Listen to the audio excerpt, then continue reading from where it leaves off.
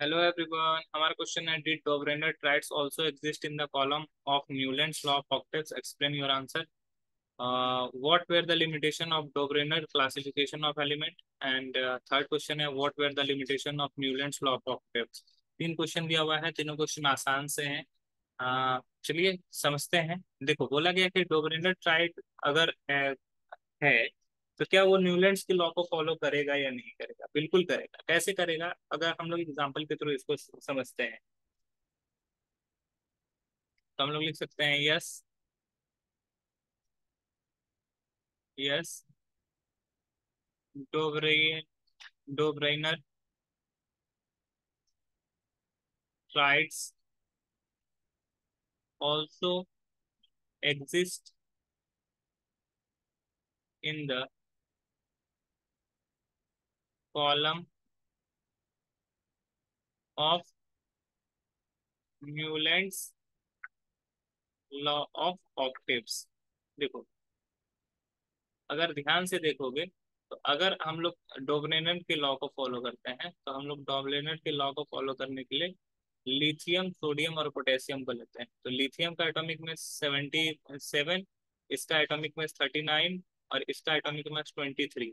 ठीक है, तो इस ये बीच वाले का एलिमेंट का जो एटॉमिक मास है वो अदर दो एलिमेंट के मास के एवरेज के बराबर है. ठीक है, इस दोनों का अगर अगर लिथियम और पोटेशियम का मास का एवरेज निकालोगे तो वो 23 होगा. अब उन्होंने उसका मानना था कि इस तीनों का केमिकल प्रॉपर्टी सेम होगा.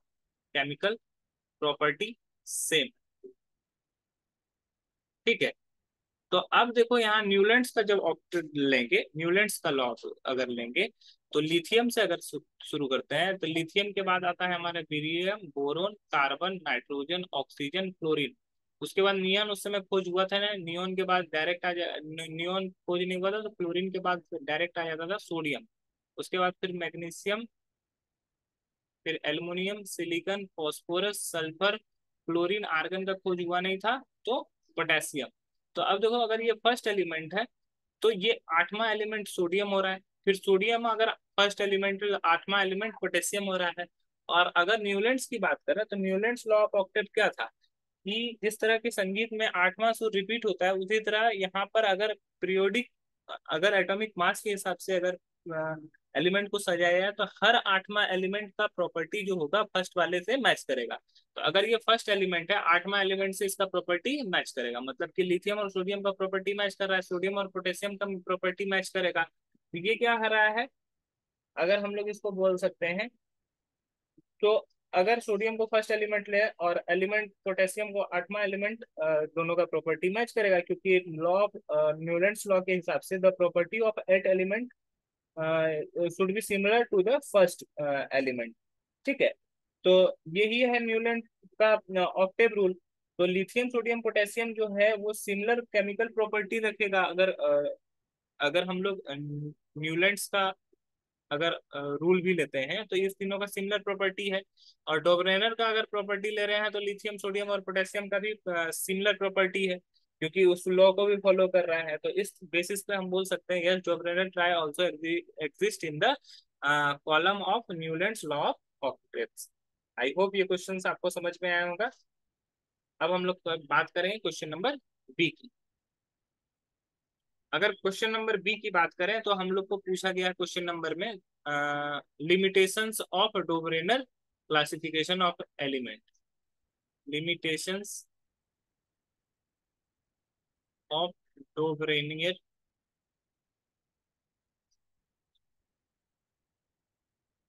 डोब्रेनर ट्राइड्स का लिमिटेशंस क्या है? तो देखो, डोब्रेनर ट्राइड्स का लिमिटेशन ये है कि ये तो ज्यादा दिन तक तो पहले चला नहीं. सिमिलर प्रॉपर्टी केमिकल, उन्होंने पहले तो वो फेल हो गए क्या चीज को बताने में कि एटॉमिक मास और केमिकल प्रॉपर्टी का क्या रिलेशन है. he fails to explain he fails to explain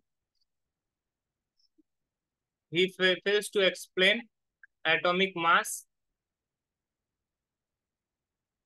explain relation relation between atomic mass and chemical property और atomic mass का जो रिलेशन है वो बताने में वो फेल हो गए। दूसरा, उन्होंने जो ट्राइट्स दिया वो बहुत ज्यादा ट्राइट्स नहीं दिया, उन्होंने कुछ गिने चुने ट्राइट्स को ही एक्सप्लेन किया। बहुत सारे ओनली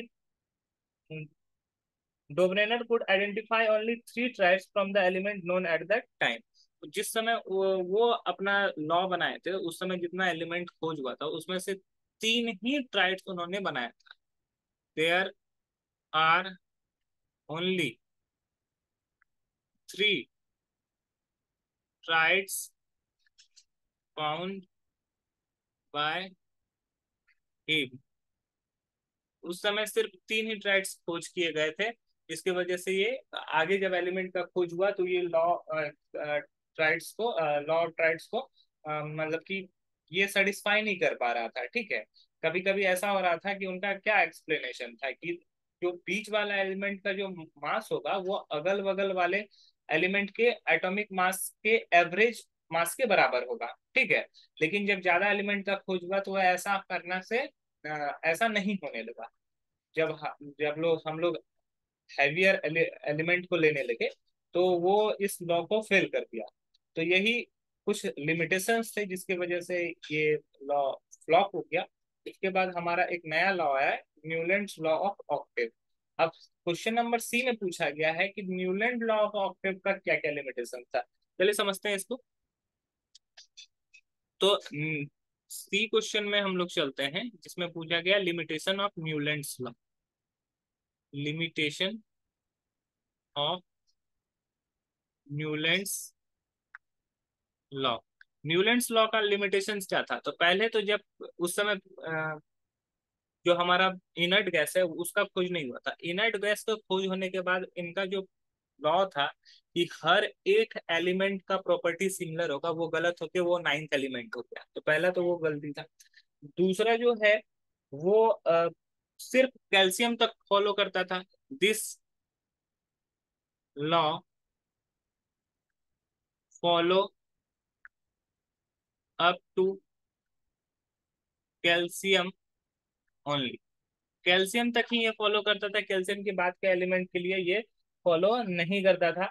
यानी कि अगर कैल्शियम की बात बोले तो हर आठवां जो एलिमेंट होता था वो सिमिलर प्रॉपर्टी नहीं रखता था। फर्स्ट एलिमेंट से आठवां, फर्स्ट एलिमेंट जो कि होता था उनका लॉ यही था कि फर्स्ट एलिमेंट और 8th एलिमेंट का प्रॉपर्टी सेम होगा। लेकिन कैल्शियम के बाद ऐसा नहीं होने लगा, फर्स्ट एलिमेंट आठवां एलिमेंट के प्रॉपर्टी के साथ मैच नहीं करता था।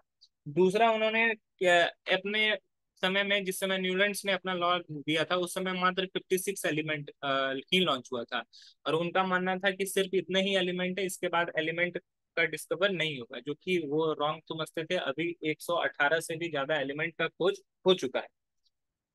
तो हम लोग बोल सकते हैं Newlands assume that only 56 element exist in nature and no more element would be discovered in the future, but later on several new elements were discovered whose property did not fit the Newland's law of octaves। He assumed only 56 elements, but later on later on some more elements has discovered। ठीक है, अब ये भी उनका एक गलती था। अब न्यूलैंड ने, अब ये एलिमेंट को अगर पीरियोडिक टेबल में रखा गया तो बहुत सारे ऐसे एलिमेंट हैं जिसको सेम स्लॉट में रखा गया। जैसे उन्होंने nickel and cobalt has nickel and copper were put in same group, were put in same slot. Same slot में निकेल और कोबाल्ट को रख दिया। इसकी वजह से कंफ्यूजन हुआ कि निकेल और कोबाल्ट को सेम में क्यों रखा गया। अगर एटॉमिक मास के हिसाब से अरेंज किया गया है तो निकेल और कोबाल्ट को एक ही स्लॉट में क्यों रखा गया है। उसके बाद अगर हम फ्लोरीन, क्लोरीन और ब्रोमीन की बात करें तो उन सभी को सेम स्लॉट में रखा गया, लेकिन सभी के प्रॉपर्टीज में कुछ ना कुछ डिफरेंसेस तो है। तो ये सभी के वजह से न्यूलैंड्स का जो लॉ था वो भी फ्लॉप हो गया। ये कैल्शियम तक को ही फॉलो कर पाता था। तो इसके बाद इस लॉ को फ्लॉप होने के बाद हमारा एक और नया लॉ आया जिसको हम लोग मेंडलीव पीरियोडिक टेबल के नाम से जानते हैं। आई होप ये क्वेश्चंस आपको समझ में आएंगे। That's all, thank you.